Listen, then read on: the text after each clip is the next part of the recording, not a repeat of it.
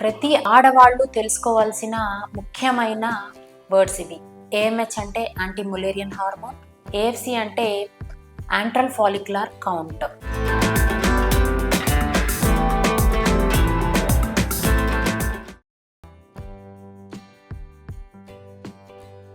So ఇవి రెండు, ఒకటి రక్తం టెస్ట్, ఇంకొకటి స్కాన్ చేసిన తర్వాత స్కాన్లో కనిపించే విషయము. సో ఇవి రెండు దేనికి యూస్ చేస్తాము అంటే ఆడవారి శరీరంలో ఎన్ని అండాలు ఉన్నాయి అని తెలిపే టెస్ట్లు అండి ఇవి రెండు. So AMH irrespective of cycle, అంటే మీ నెలలో ఏ టైంలో అన్నా చేసుకోవచ్చు. సో నార్మల్గా దీని వాల్యూ 2 కంటే ఎక్కువ ఉండాలి. సో 2 కంటే తక్కువ ఉంది అంటే మీ అండాల సంఖ్య తగ్గిపోతుంది, మీరు జాగ్రత్త తీసుకోవాలి అని చెప్తుంది. 2 నుంచి 4 వరకు నార్మల్ ఓవేరియన్ రిజర్వ్, అంటే రిజర్వ్ నార్మల్గా ఉంది. సో ప్రెగ్నెన్సీ కోసము న్యాచురల్గా ప్రయత్నం చేయాలా లేదా అనేది మీ వయస్సు, దాంపత్య జీవితము, ఇంకా హార్మోన్ టెస్ట్లు బేస్ చేసుకొని మీకు డాక్టర్ అడ్వైస్ చేస్తారు.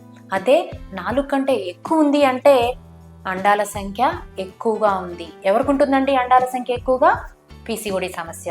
సో ఇక్కడ సంఖ్య ఎంత ఇంపార్టెంటో పీసీఓడి వాళ్ళలో అండాల క్వాలిటీ కూడా అంతే ఇంపార్టెంట్. సో ఈ 2 బార్డర్స్, అంటే 2 కంటే తక్కువ, 4 కంటే ఎక్కువగా ఉన్నవాళ్ళు ఇద్దరు జాగ్రత్త పడాల్సిన అవసరం ఉంది.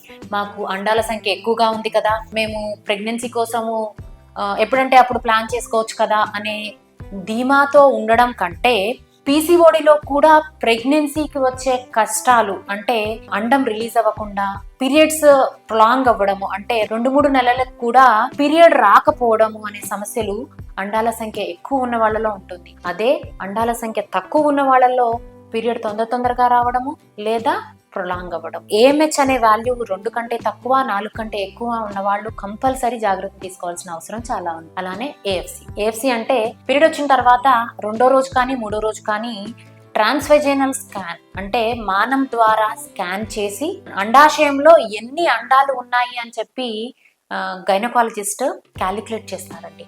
సో 2 సైడ్స్ కలిపి తక్కువలో తక్కువ 8 నుంచి 10 వరకు ఉండాలి. సో డే 2, డే 3 రోజు పీరియడ్ వచ్చిన 2వ రోజు కానీ 3వ రోజు కానీ స్కాన్ చేసినప్పుడు మీ యాంట్రల్ ఫాలిక్యులర్ కౌంట్ ఎంత ఉన్నది అనేది కూడా చాలా చాలా ఇంపార్టెంట్.